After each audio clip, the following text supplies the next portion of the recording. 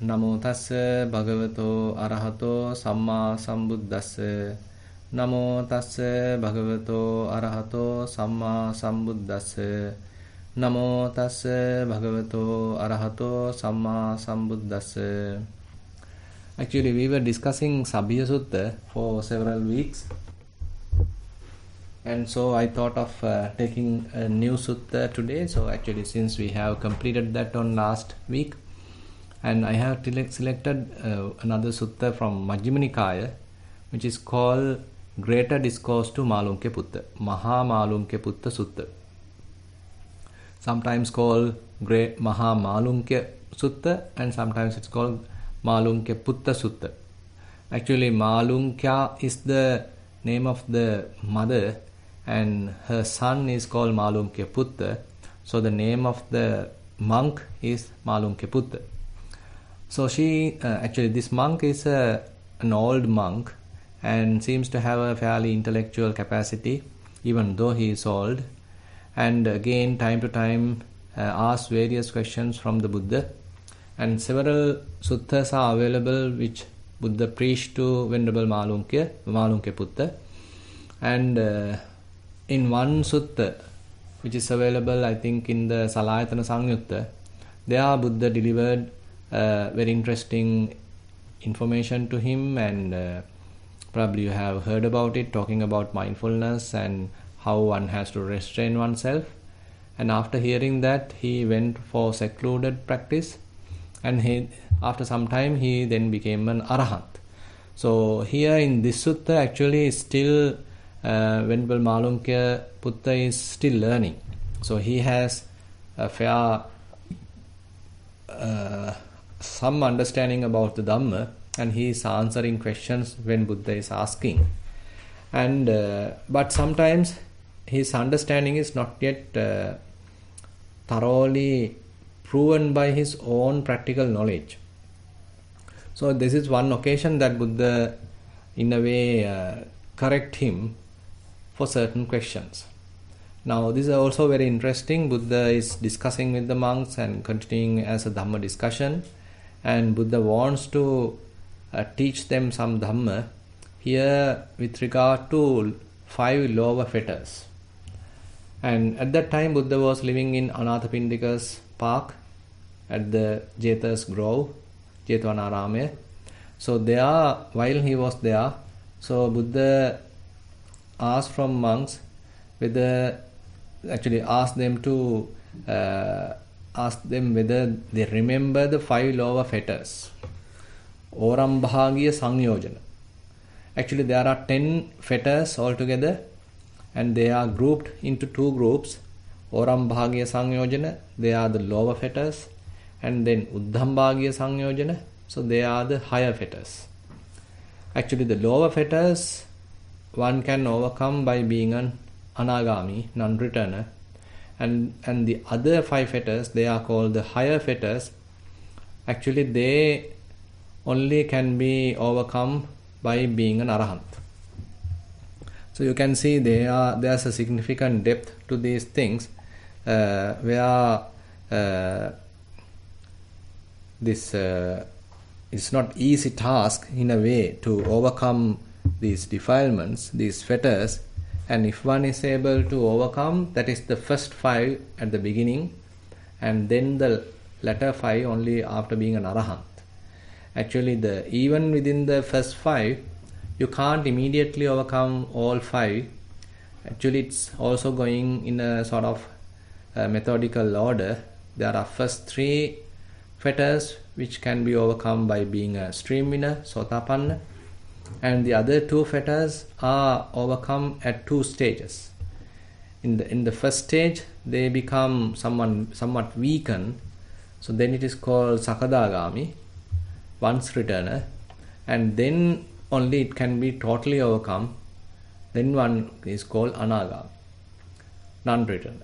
So that is, you can see in a way the gravity of these defilements. So they are fairly deeply rooted, and now we are going to discuss this sutta where we get some understanding about these fetters. Now, Okay. Oh, sorry, Bente. I think we lost your screen. Yeah, that's what host disabled participant screen sharing. Okay, Okay. sorry. Try again because Yeah. Okay. I was removed from the hosting. Okay, Okay. great. Now. Looks like Okay. it's Right. ready. Okay. Fine. Yeah, it's ready. Yeah. So at this time, so Buddha is asking the questions, because do you remember the 5 laws of fetters as taught by me? So Dharetano tumhe bhikkhave maya desitani panchoram bhagyani sanyojanani. So when Buddha asks, monks, do you remember the 5 laws of fetters which I have taught you? Then Venerable Malunkya Putta is the one going to reply. Venerable Sir, I remember the 5 laws of fetters as taught by the Blessed One. Now when he says yes, now Buddha is allowing him to answer how you remember the 5 laws of fetters.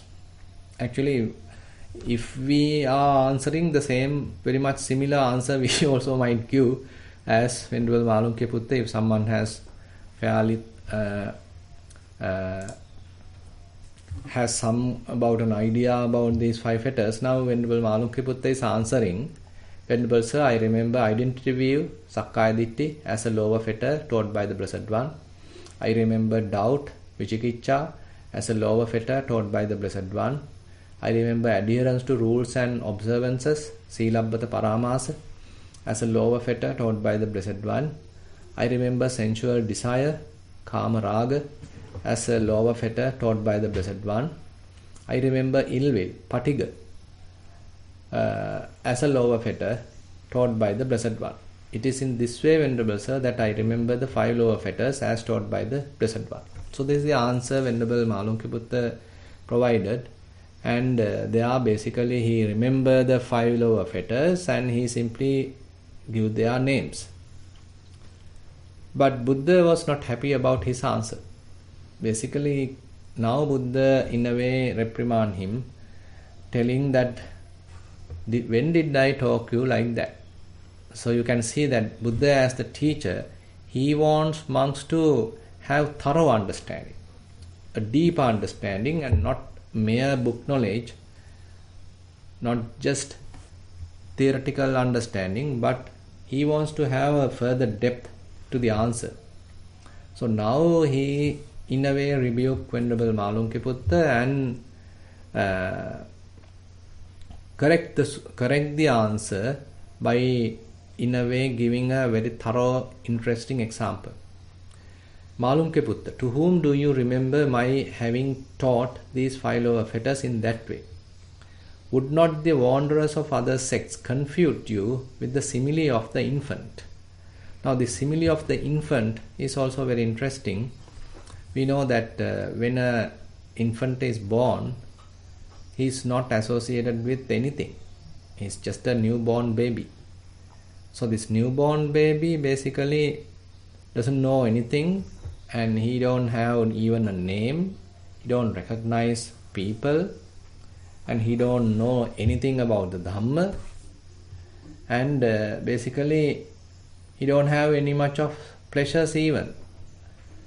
But when one becomes older, only that one starts gathering all that information related to Dhamma, related to others, and he is given a name and he is identifying with that.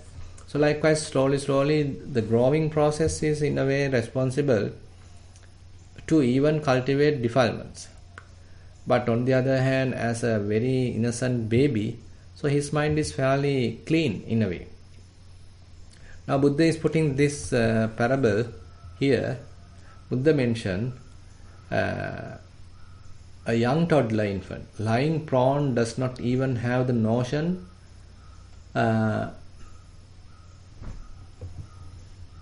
of identity. So how could identity view arise in him? Now he don't even given a name, and mother, father still don't assume that he still didn't given a name to him, and so how he is identifying himself? So typically when we were given a name, slowly we adhere to that. We start identifying with that, and when others are talking, our name is the one that we are looking for, And when our name is being called, we get immediately recognize with it, identify with it, and basically we start in a way having a conceit with it. So we compare ourselves with others based on that sort of an identification. Slowly this identification is gathering the momentum.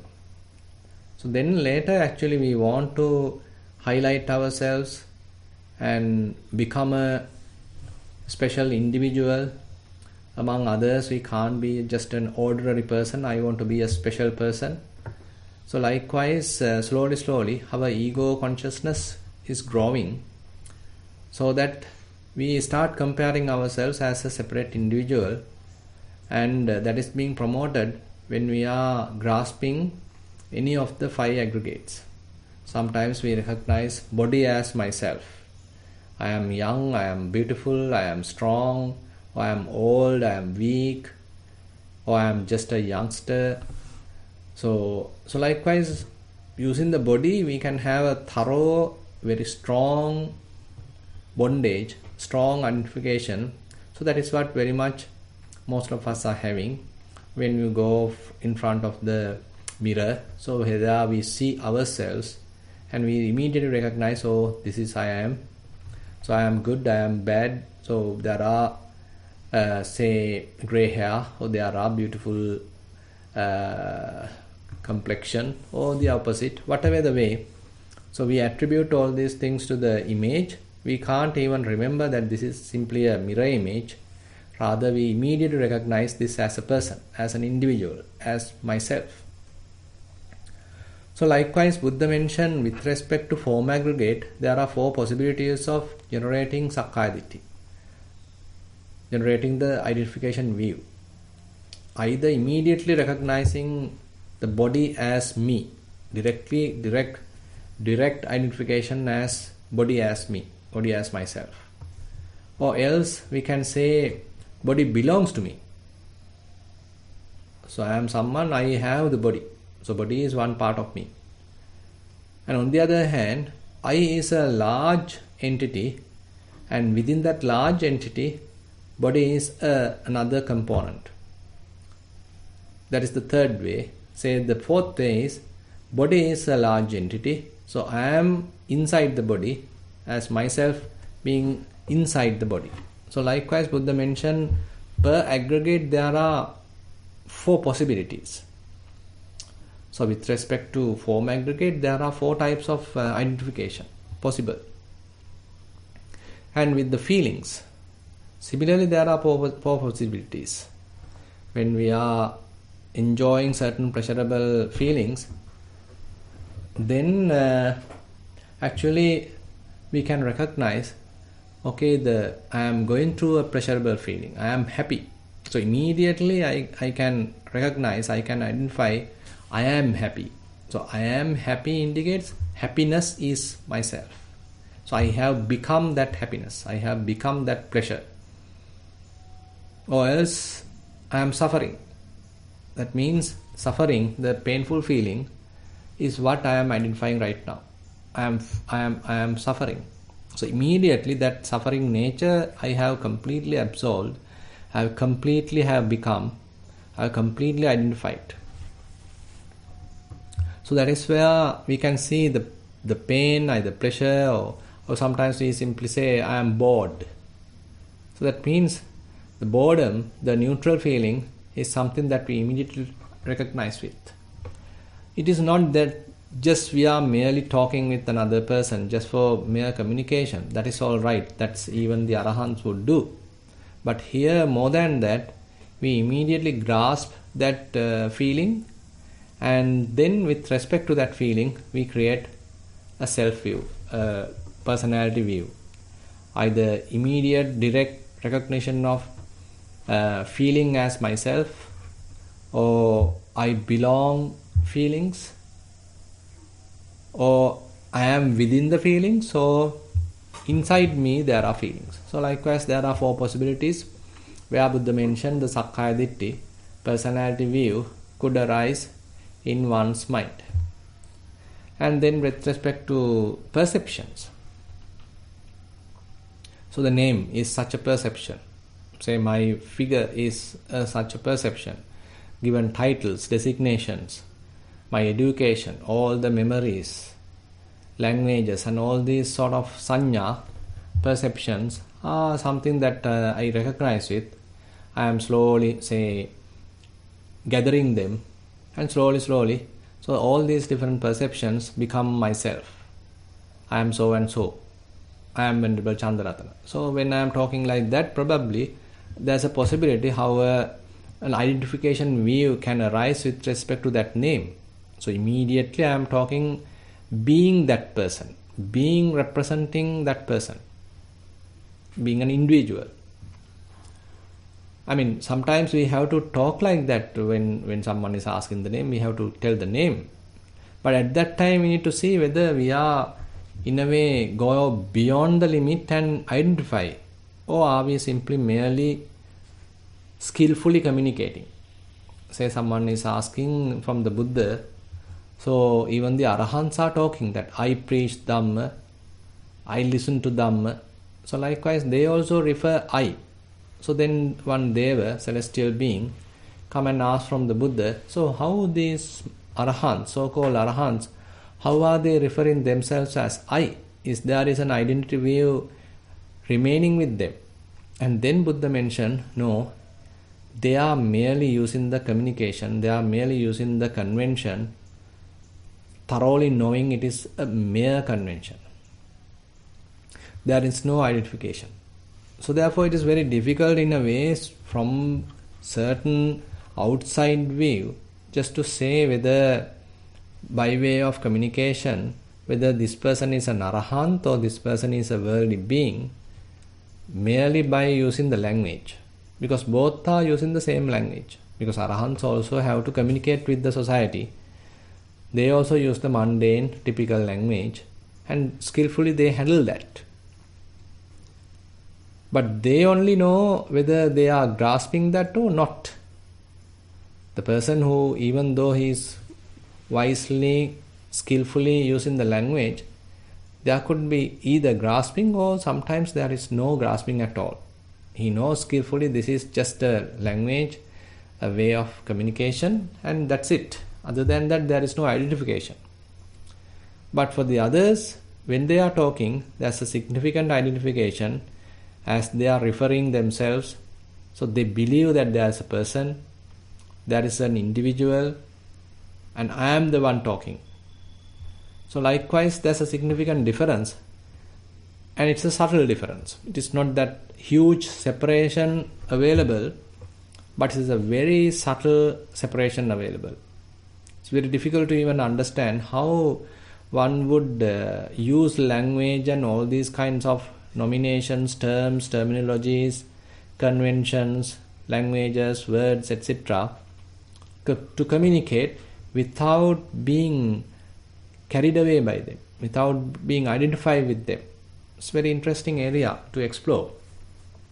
That is also not by mere theoretical understanding that one would do it, one can do it, but rather through practice, one should be able to have that kind of a thorough understanding. So that capacity has to be built upon the mind. It is not that one can theoretically understand this and do kind of a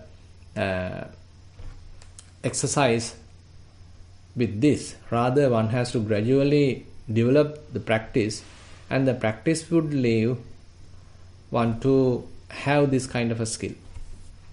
So that is with respect to, say, perceptions, and the other one is the sankhara, the cetana, volition, all the different wholesome and unwholesome actions, wholesome and unwholesome thoughts, and with that also we identify ourselves. Say when there is a lustful thought, so sometimes we immediately condemn ourselves, criticize ourselves, or when we have certain wholesome thought, probably we praise ourselves, and we immediately recognize ourselves with that, and we immediately follow that intention. So various volitional activities are there, we recognize with that. when we do something. So we like to have pride of it, and we like to possess whatever we do. And if we write a song, then we like to say, okay, this is my song. If we sang a song, then we can say, I am the one who is singing the song. So likewise, we can immediately do this identification with respect to whatever the creative ideas, whatever the creative workings, and all our actions, thoughts, etc. And with that, we can identify with it. Either we possess them, either we immediately directly identify with them, or we think that the thoughts represent myself, or within me thoughts and all these actions are available. So likewise, certain possibilities are there even in the formations aggregate, how we get carried away by the personality view. And on the other hand, the last one, the consciousness aggregate, there also whenever we are using the faculties, eye faculty, ear, nose, tongue, body and the mind, when we are using these faculties, they are also actually immediately we can say, I am the one seeing, I am hearing, I am listening, or I am tasting, I am imagining, I am thinking, I am wondering. So all these communication, the way we communicate, the way we how handle the language, all are based on this self-personality view.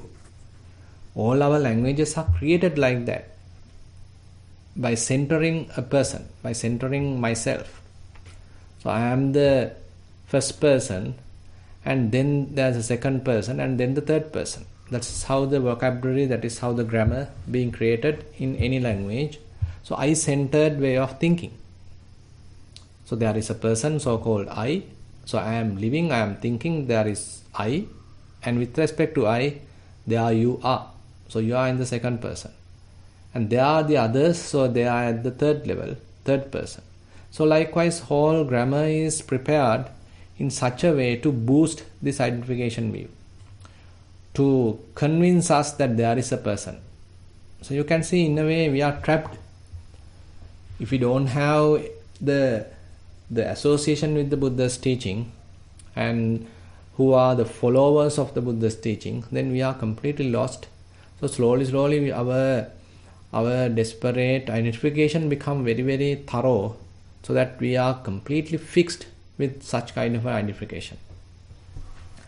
And here Buddha, in a way, emphasizing Venerable Malunkya Putta, even to the infant, even though he has no identity, there is no name yet given, still there is an anusaya.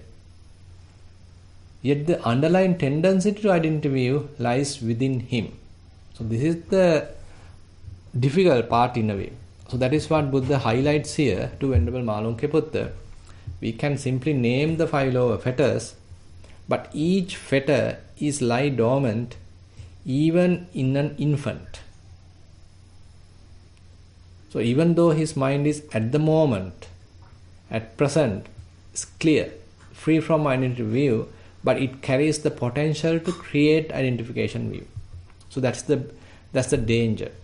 So even though even currently right now probably most of us say we don't have identification view, but there's a possibility at another time to generate identification view and get identified with something, and again being generated or being enslaved by the identification view, sakkaya ditthi. So that's the danger. Currently probably we don't have it, but the possibility is still there, the potential is still there to generate identification view. So therefore that is even have to be uprooted for one to say that the 5 lower fetters are completely abandoned. Otherwise shades are still available. Only at the surface level things are uprooted. Actually here we can talk about 3 levels of defilements. So according to the Dhamma, there are 3 levels that Buddha talks about the defilements. So this deeply latent type of level is what we call as the anusaya, the latent tendencies. So that is where they are very much like inactive, but the potential is there to get active, to being active. The second level is the active level, or what we call as the obsessive level, and in Pali it is called pariyutthana kilesa. So it has come to the surface and the mind is somewhat polluted by them, and now there's obsessive thoughts, thinking going on because of the generation of these, or the availability of these various defilements. Now they have come to the surface level, obsessive level, pariyutthana. And the third is where, by being influenced by the second, that obsessive level, now we take an action. Now volitionally we do some action, either through the body, to the speech, or to the mind. Then that has become the third level, what we call as the transgression defilements, or the vitikkama kilesa. So we are in a way operating at these three levels. So the vitikkama kilesa, the transgression level defilements, one can overcome even by the morality.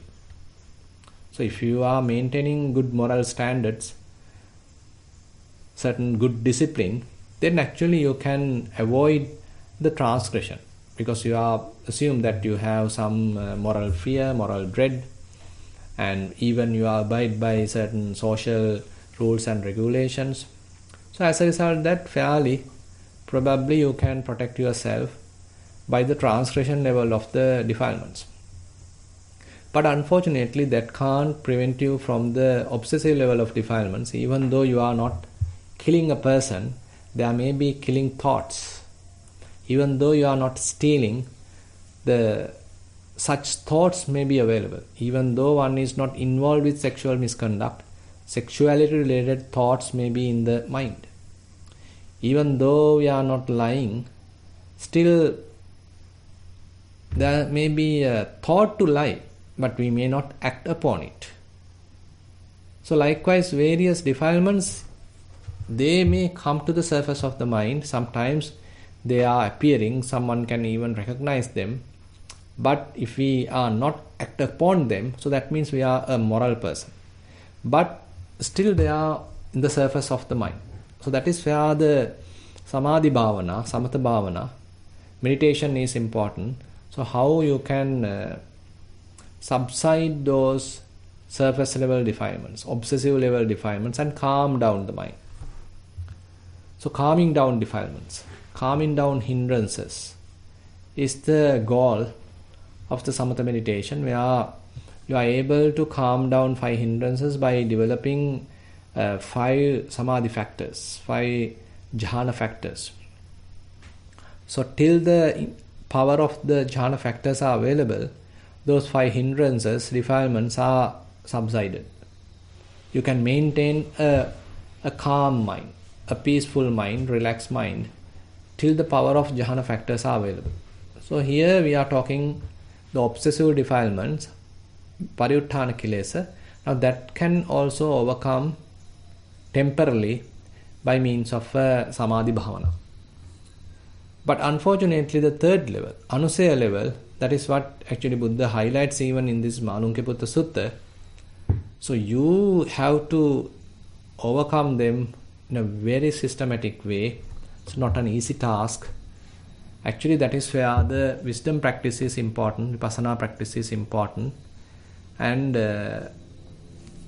because otherwise you can't notice them. They are there but unnoticeable. That is why the danger, even though we appear like saints, still the potential could be there to generate defilements. When the possibilities are available, seeds may grow, seeds may germinate. Same thing here, still the seed level defilements are there. Anusaya kilesa, latent tendencies are there in the mind. When the favorable conditions, the conducive environment is available, so they promote defilements. By being influenced by that, we even go to a transgression. So that is the danger in a way. So here Buddha highlights that even the infant still have that anusaya kilesa. Within him, the latent tendency to identity is available. And Buddha further mentioned a young tender infant lying prone does not even have the notion teachings. Now he haven't even heard about the Buddha's teaching. Then how can he have the doubts about the teaching? Because the Vicikiccha primarily is about the Buddha, about the Dhamma, about the Sangha, about the teachings, about the training. So that is where we sometimes highlight as the Vicikiccha, the doubt. But this person, this young kid, doesn't know anything about it. So how can there be doubt in him? So but Buddha mentioned here, potential is still there. The latent tendency is still there. That is actually lying dormant. Yet the underlying tendency to doubt lies within him. So underlying tendency to doubt is there. He hasn't overcome that. So as he is growing, so that seed may slowly germinate, and now he generates a lot of defilements. Now he has a lot of doubts, perplexities. Similarly, Buddha mentioned about the rules and observances. Silabbata Paramasa. Now a young tender infant lying prone does not even have the notion rules. How could adherence to rules and observances arise in him? Now there, Buddha mentioned, the latent tendency is still there. So that is where the problem lies. Yet the underlying tendency to adhere to rules and observances lies within him. So later in the future, he may go through a lot of ascetic practices, he may attach to them, he adhere to them. All this potential is there. But being an infant, his mind appear like a saint's mind, but it is not really. Temporarily only it is like that. It is not complete eradication. It is not that through wisdom he has overcome the taints. Rather, potential is still available. Seed level, they are still available. And sensual pleasures, also similar. Buddha mentioned this young toddler, infant, doesn't have sensual pleasures, any idea about the sensuality and sensual pleasures, but still the seed is still available. The tendency to sensual lust lies within him. And on the other hand, the last one, that is the ill will. Now, in order to have ill will, one has to have a thorough or strong grasping about a personality, and as a result of that, I am here and you are there and you are my enemy, or you are bad, I am good. So there requires a strong personality view, and the beings, animals and persons, individuals, humans, etc., has to be thoroughly established. So I have to recognize myself as a being, as a person, as an individual, and similarly I have to recognize another person also as a person, as a being, as an individual. Now I can have a grudge with that person. Now I can have certain revengeful thoughts, hateful thoughts, ill will about that person. But the infant Buddha mentioned, so he has no idea about that. So then how ill will would arise in him? Yet the underlying tendency to ill will lies within him. So that is where Buddha highlights. So Buddha said to Venerable Malunkya Buddha, now when you are answering, you have to be careful in that sense. So you can't simply name these 5 lower fetters and say that I know about 5 fetters.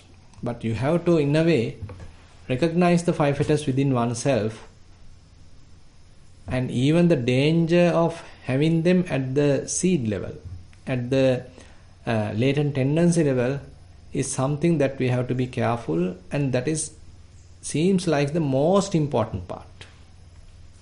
Because other people also very much aware that when the lust is available, when greed is available, when anger is available, that is not the difficult task even.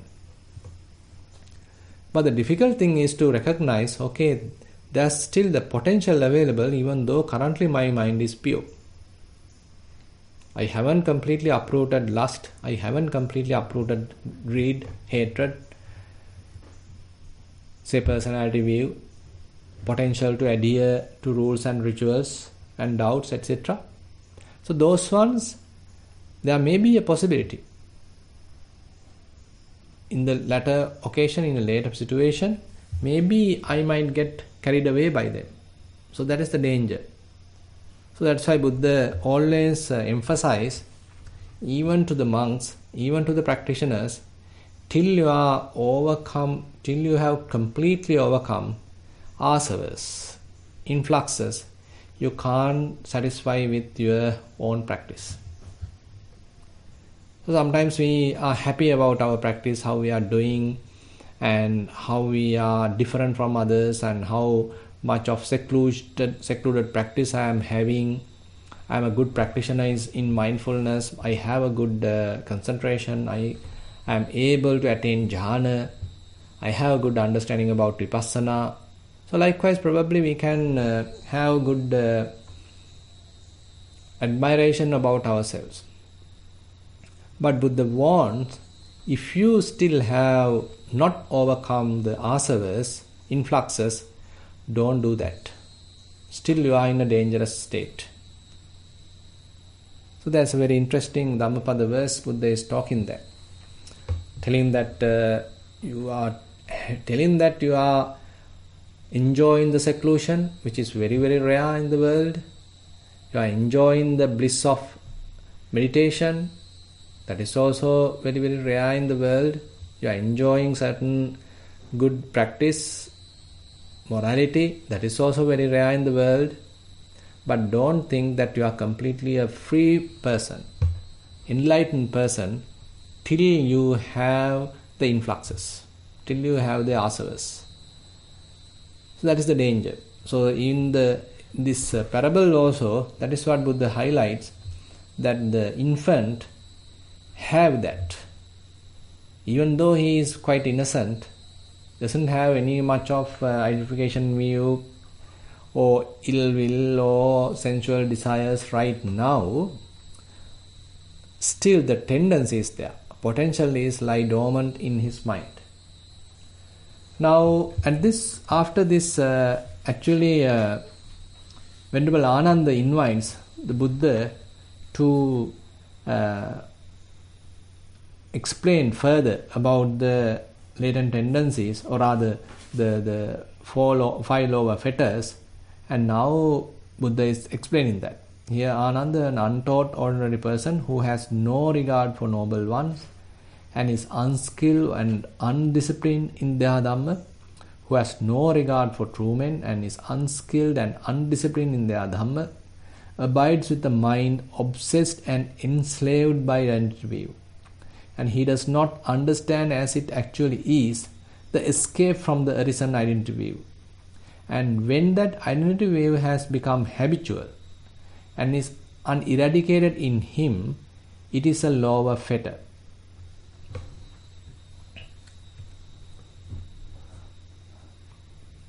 Now, here Buddha mentioned Sakkaya Dutti Pariyuttitena Cetasa Viharati Sakkaya Ditti Paretena. Now, Sakkaya Ditti Pariyuttitena. So, he completely overwhelmed by the identification view. His mind is completely abide by that. He is a person now. He is an individual. He operates as an individual. He is fully assumed with it. Assumed as a person. So it's an assumed personality. So we create a personality. We create a self. So Buddha highlights here, if this person is an ignorant person, he identified with that in a very thorough, fixed manner. And he don't know how to overcome that. And he even like that. And he even want to promote that, and he even want to prove that. I am a good person, so let me prove that. I am a strong person, so I want to prove that. So I am an educated person, I want to prove that. So whenever we identify with some way, So there's a necessity to prove it. I need to represent that. I have to live according to that.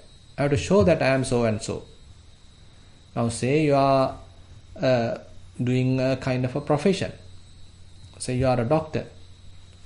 So you want to prove that, you want to show that you are a doctor, and apart from the profession, you identify with that occupation, that profession, and you want to show even during the supermarket, even while you are traveling, even while you are driving, even while you are talking to another person, not to a patient but to an ordinary person.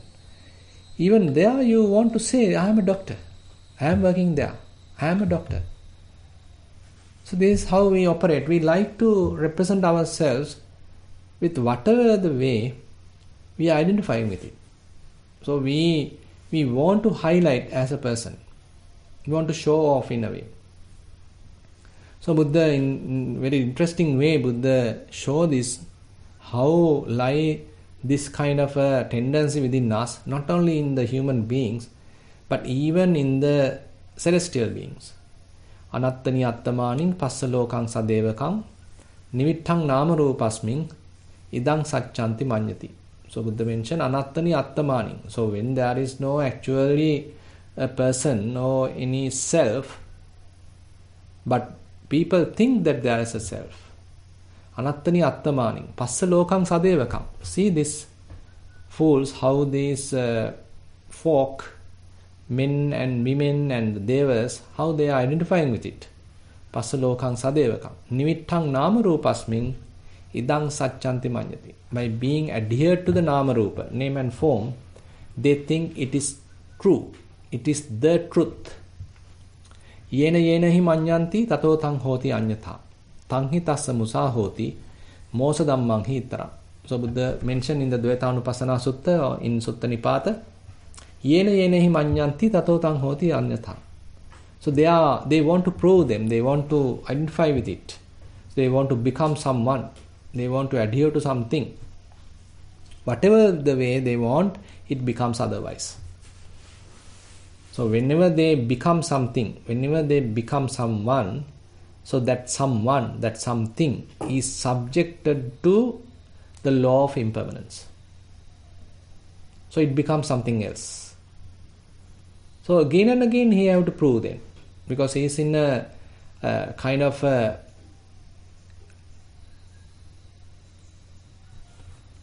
difficult task to prove which is something not available. If something is not really available but he is trying to prove it, then it's a very difficult task. So same thing here, that we are trying to prove that there is a person, there I am so and so. So I always have to represent that, I always have to act like that, I have to show like that, I have to represent that, I have to stand by that, because I am living in others' eyes, thinking that I am so and so, I am representing that and identifying that, I assume that, I have to live up to that. And we don't know how to overcome that. That's what Buddha mentioned here. Sakkaya dutti parititena cetasa vihirati sakkaya dutti paretena uppannāja sakkaya ditthiya nissaranang yathabhutang nappajanāti. So he don't know how to get out of that identification view. So when it happens naturally within the mind, he is being trapped in it, entangled in it. He don't know how to overcome that. He don't know how to come out of that. So that's the danger. So actually this sutta give an approach based on the samatha meditation, actually how to overcome that. There are many other methods discussed in various other suttas, but in this sutta Buddha highlights the samatha approach, samatha and then vipassana approach, and we'll see later how to overcome sakkaya ditthhiya and other things. And with that, I like to conclude today's sutta teaching. Now I like to open the session for questions. Thank you, Bhante. Sadhu, sadhu, sadhu. I If we have any new friends joining us today, if you have any questions, feel free to raise your hand, or you can also submit them via the chat. Okay, I have a question from our side. So let me ask from Venerable Dhammavijita to ask the question. Thank you, Bhante. I have a couple questions, 2 or 3. As far as the 3 levels of the latent fetters. So the first 5 lower fetters have 3 levels. Is that right? Yeah, we can say like that. And the 5 higher fetters also have 3 layers? We can say so, but typically everything, all the defilements, we can say have these 3 layers. Okay. The latent level, obsessive level, and the transgression level. Actually here we can't say that, say, identification view has a transgression level. Even we can, it's not that wrong to say like that. But typically, now say for example, there's a sensual desire. When sensual desire is available, there may be the latent level. Then there may be the obsessive level, the mind being colored by the sensual desire. The transgression level may be that you are involved with illicit sex. So that is the transgression level. So you can see, because there are moral standards to safeguard the society, so safeguard an individual, but we are breaking those precepts, breaking those rules, and that is the transgression level. Yes. Now, with respect to identification view, so likewise we need to find out, so how the latent level probably we can understand that the potential to prepare a self, potential to create a self lies within us. That's possible, definitely available. Yeah. Now at the second level, various thoughts are also going on. I am a person, I am so and so, I am with this name, I am with these talents, and blah blah blah. So likewise, one may have that obsessive level of the identification view. Yes. And transgression level is where, by being an individual, now I am attacking someone. So now actually the identification view being further reinforced, maybe with the patiga, with the ill will, with the sensual desire. So being a person, only I can react like that sometimes. Say I am attacking someone. Yes. So I am a good person, you are a bad person. I want to get rid of, I want to kill you. So likewise, so the individuality, the identification view has become thoroughly established, by influenced by that, now I am acting upon it. The transgression level is there. Okay. And is this identity view, is that a certain kind of fetter, or is that a certain level? Is that the transgressional level where the identity view comes? That's what the Buddha highlights here. We need to consider all 3 levels. Okay. That's why now Venerable Malunkya Buddha simply answer identity view as a fetter. Buddha is not happy about the answer. Okay. He is telling no, you have to consider even the latent level of that. Okay. So it has 3 levels. 3 levels, but most importantly, the latent level. We need to give some significance to that latent level. Yes. So you can't say simply at present, if there is no identification view, you can't claim that there is no identification view, because the potential could be there. The seed level, it may be available. Yes. Okay. And then another question is, does the latent level inform or fuel the other levels, the obsessional and the transgressional? Is it like the fuel? Exactly. Okay. Exactly. So it's until if we get rid of the 2 upper levels, then if the lower level is still active, then it can all happen again. Exactly. Be all created. Exactly. So that's the problem. Now, I mean, still, say for example, just to give a interesting example, now it is said, now say if one generates jhana, and he is practicing that to a higher level, and he is now free from all the sensual desire, free from all the patiga, ill will. Yeah. And now suppose he is born into a Brahma realm, and he is still there, stay there for eons. And after exhausting that potential, again assume that he is born back in human realm. Again, there is a possibility of generating lust, generating hatred. But for eons, it was not there. But that means you can see the danger of that potential. Yes. So till we are completely overcoming the potential, so we are not safe. So that is why here Buddha highlights, so that potential is so crucial. Yeah. That is the culprit. So that is that potential. Till you are completely uprooted, you can't say I am free. Yes. So that's the issue. Do we have to, does the Buddha say, does this have to be work that needs to be done with the latent tendencies and even the other tendencies? Does that happen during our meditative practice? Do we investigate that during meditation? No, actually, we can't immediately recognize the latent level. So we can recognize the obsessive level.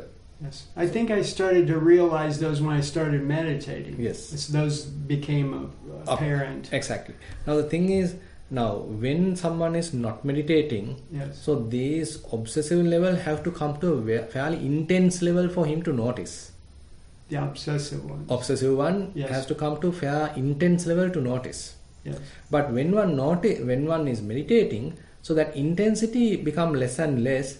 Even at a very subtle level, one is able to understand that. Even at the very first thought, one can understand. Not need to have stay in the mind for a long time till it comes to the obsessive level that one needs to understand. But even at the very first thought, one can recognize, oh, there was no lust at all. Now there's a sensual desire rising in the mind. So likewise, so his mind has become fairly cleansed. So as a result of that, he can very carefully notice even a subtle defilement. So that is the advantage. So that means when that seed germinates at that very sapling, at that very sapling one cannot recognize. Yes. So anusaya level, the latent level has to sometime generate, have to sometime germinate, sometime promote its potential. So that even that moment one can notice if one's mind is fairly clean, fairly mindful, alert. So that is there. Not sometimes it is not during the meditation, so-called say formal meditation time. Yes. So you have to on guard every time. So because the defilements are possible to arise in our mind at any time. When the conducive environment, the proper conditions are available, it is not merely during the cushion. I mean, while you are in the retreat. Yes. Yes. So that is where we have to be in full alert every time. Yes. Sato sampajano. Yes. So you have to be mindful. You have to be alert. You have to maintain a clear comprehension about the whole situation. Then only you can trace when that sapling is arising, that very early stage of the defilement is arising. Okay. Yeah. Thank you, Bhante. And then as far as the anagami, if I've reached, let's say somebody reaches anagami, so they've overcome the first 5 lower fetters, or is there a possibility that those could come up again? No, can't. Those are gone. Even the latent level has to be gone. The latent level. Even the latent level has been gone. That's why that's the in a way the advantage. Yeah. That's the advantage. So they can be. Even the potential has gone. Now, say for example, now assume that you are developing a metta meditation. For the whole universe, now you can maintain metta. But if you haven't been an anagami, so still the ill will can arise in you. Even though you are a good meditator in metta meditation, that doesn't guarantee that you have completely uprooted ill will. As a latent tendency, it is available. Currently, your mind is quite, say, beautified with the loving kindness, but ill will, the potential is still there. So the moment that that loving kindness meditation subsides, it's strength subsides, then they are still, when the conducive environment is also available, when say someone is disrespecting, someone is ignoring you, someone is belittling you, and say like that, many things can happen. Immediately the ill will can arise because the environment is available now, the conducive conditions are available. So immediately ill will can arise. That's the problem. Yes, I see. Thank you, Bhante. Yeah. Yeah. Any more questions on your side, Bhante? No, done. I'd like to invite Veronica for the next question.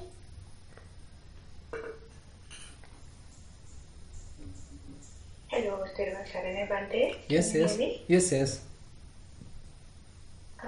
Bhante, actually, while I was listening to you, I was thinking this question came to my mind because recently I was reading about some different people's view about the sunyatavada, the emptiness and maintaining emptiness and being enlightened through the emptiness. So, but I thought that emptiness is something where we can condition our mind and think, I'm empty, I'm not getting any thought, I'm clear from thoughts, and somebody can condition their mind and being empty, but it means still the latent the defilements has not gone away, isn't it, Bhante? Actually, the proper emptiness has a fair depth. Now, when one is arriving emptiness, so that means he thoroughly has to understand there is no person. So, the typical definition that the Buddha given for sunyata is that sunyamidang attenava attani yenava. So, that is the definition that Buddha gave for the emptiness. So, proper emptiness is where he thoroughly understands it is completely free from a person, completely rid of any kind of a substantiality. So that is the thorough understanding of emptiness. It is not mere suppression of thoughts. Rather, by going through proper practice, he thoroughly understood there is no person here, there is no individual here, there is no self here, there is nothing substantial here, there is no inner core here. So likewise, it's a very thorough understanding through practice, practical understanding that there is no person, an individual, self, essence, core here. Then only his mind become free. So then it is what we can call the proper emptiness, what we call the sunyata. And that also one has to further inculcate, further cultivate, further consolidate. Then only other latent defilements or other subtle defilements can be traced, can be recognized and slowly abandoned. So the sunyata viharana, sunyata practice is very important, but achieving that proper way is also important. I mean, it is not that, as you correctly mentioned, if that someone is reading that and then one is trying to, without going the proper way, without involving with proper practice, if one is trying to suppress one's thoughts and trying to maintain an empty mind. So I also feel it's a very temporary state where still the potential is available since he hasn't gone through the proper path. The understanding part is missing. Yeah, in that case, but so through the meditation you can reach that empty kind of a place and very peaceful and everything. But still, if you don't understand your mind really, how these things are coming out, and if you don't investigate them, so you will still have a potential to get those things coming out, isn't it, Bhante? Correct. Is that what you are saying? Yes. Yeah. Okay. So being in that. Now the thing is, now assume that someone is properly meditating and he went through proper practice and he thoroughly practiced and assumed that he is practicing Vedananupassana. And he recognized different pleasurable feelings, he recognized different painful feelings, he recognized different neutral feelings. So likewise he is continuing, and he, as a result of that, he thoroughly now understands how impermanent they are, how transient they are, how quickly they come and go, and there is no person generating that, rather they are being promoted as a result of the contact. Time to time the different conditions, contact happens, and as a result of corresponding feelings happen. So likewise he thoroughly understands this conditionality, the Patissamuppada also. Now he's, in a way, we can see how he's broadening his understanding. Now when he's broadening his understanding, his wisdom, there may be a possibility, due to that understanding, due to the thorough understanding of impermanence and this conditionality, so he may now understand further about the non-self, because things are completely transient, inconstant. So how can there be a person in this process? How can there be an ongoing soul in this process? So he now further give thorough understanding into the non-self characteristic. So this is how typically the practitioner's mind is slowly improving, and now no more than in the impermanence, his mind is inclined towards the non-self, anatta. And there may be a possibility, now seeing this anatta, non-self, his mind become freed, because nothing is there to hold him, and completely it's become empty, because there is nothing is there. There is no person, there is no soul, there is nothing to protect, nothing to hold, nothing is worthy of holding. So he simply avoid grasping, and his mind is being freed. So that is how typically the sunyata achieved through the non-self.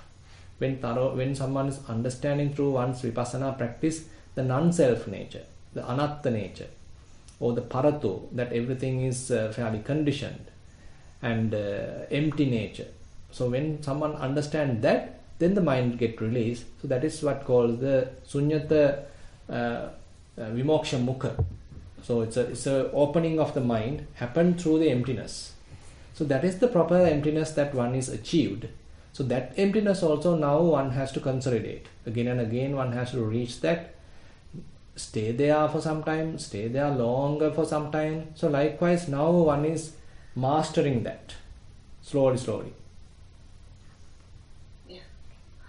But so I have another question in that sense. Yeah. Now when you are in the peaceful mind, suddenly you there can be a thought coming in. You can see a thought coming in, right, that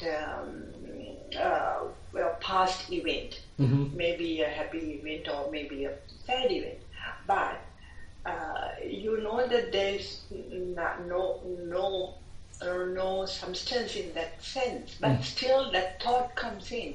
Correct. It means you are cleaning your mind, means you don't get those thoughts anyway, or you don't get excited with those thoughts anyway. Yeah, the second one. So thoughts may happen, even to the arahants thoughts can happen, but they are not identifying with it, allowing thoughts to come and go. So thoughts can't overwhelm them. Thoughts can't overwhelm them, or thoughts can't control them, and based upon thoughts they may not get into any kind of proliferation. So mind remains calm without mixing with those thoughts. Just try to stand it and let go of that. Exactly. Yes, exactly. That is what we have to practice, isn't it? Exactly. So that's what I explain in the many suttas, like say for example in the Sona Sutta, there Venerable Sona explains Arahanta Sona. So after he became an Arahant, so he visited the Buddha and he explained. So when mind is there, there's a possibility of arising various thoughts. But the mind has the capacity to maintain its clarity, maintain its unwavering kind of stability. It's still that its stillness is not being shocked, not being wavered. So that stillness is remaining, unwavering nature is available, it's not being shocked, not being shaken by those incoming thoughts. So he may see how these thoughts come and go. That's it.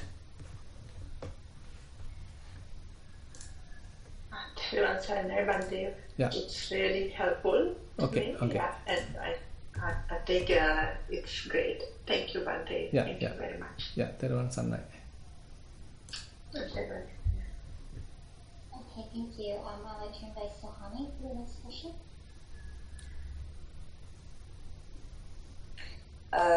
Thero Sanai Bante, right? Yes. My question is actually, so I was actually, this thing came to my mind, an experience, many experiences actually, but when I was having a conversation, a certain word that I heard triggered within me displeasure. I didn't want to hear that. Now, but I saw that at that moment.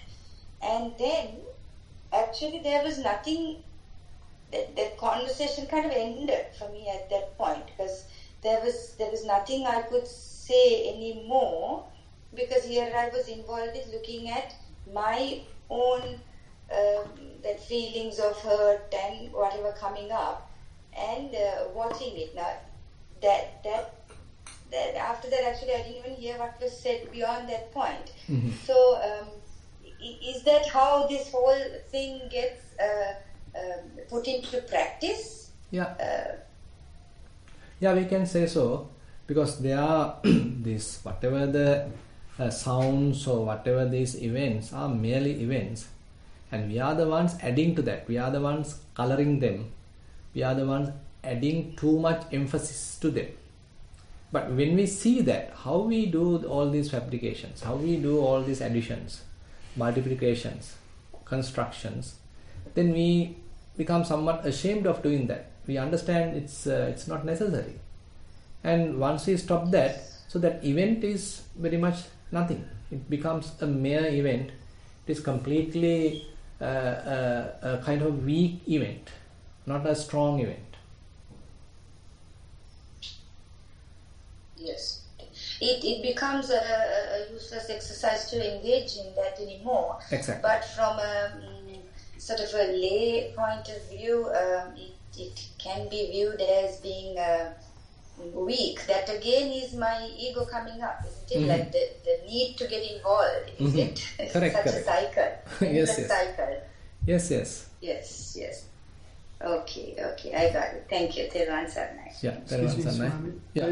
There's a question coming from our side. Yes. Yeah. Excuse me, Swaminatha, but it's interesting. She caught it and didn't say anything. It sounds like she didn't react. She just stopped. Exactly. So that is necessary. So that's why Buddha emphasized Janato bhikkhave passato asavanam khayang vadami no ajanato no apassato.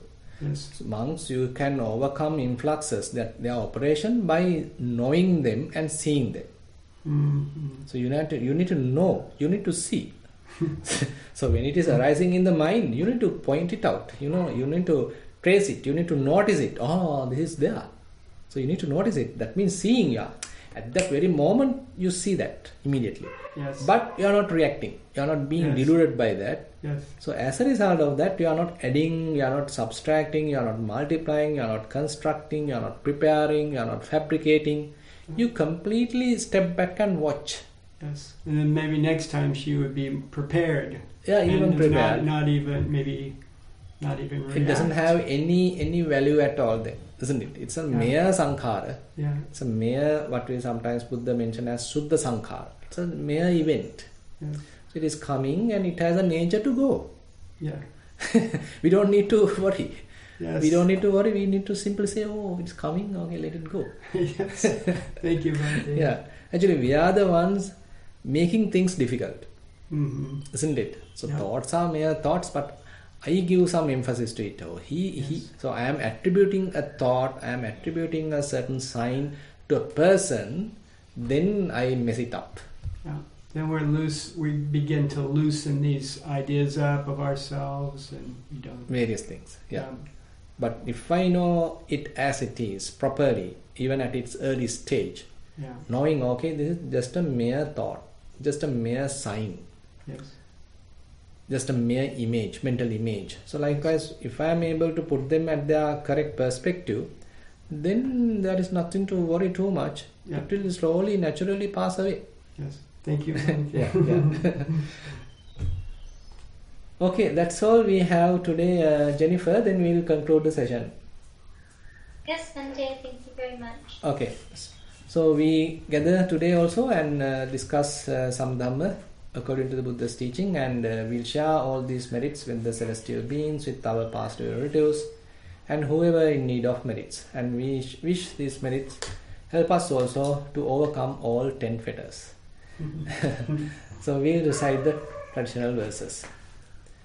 There is Ettavata hehi sambatang punya sampadang Sambe deva anumodantu sabba sampatti siddhya Ettavata hehi sambatang punya sampadang Sambe bhuta anumodantu sabba sampatti siddhya Ettavata hehi sambatang punya sampadang Sabbe satta anumodantu sabba sampatti siddhya Akasattha ca bummatta deva naga mahiddhika Punyantang anumoditva chirang rakkhantu sasanang Akasattha ca bummatta deva naga mahiddhika Punyantang anumoditva chirang rakkhantu desanang Akasattha ca bummatta deva naga mahiddhika Punyantang anumoditva chirang rakkhantu mamparang